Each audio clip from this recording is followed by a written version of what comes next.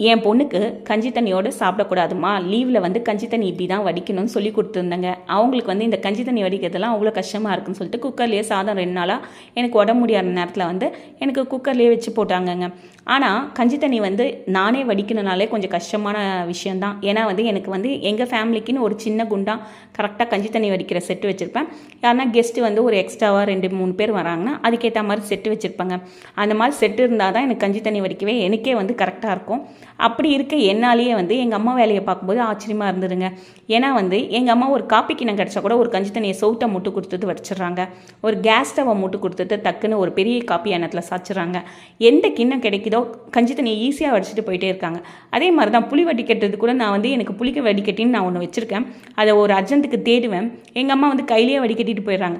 அதான் என் பொண்ணுக்கிட்ட கூட சொன்னேன், பார் நானே வந்து எங்கள் அம்மா மாதிரி வரேன், நீ என்ன மாதிரி கொஞ்சமாவது வாமா அப்படின்னு சொல்லிட்டு நானே என் பொண்ணுக்கு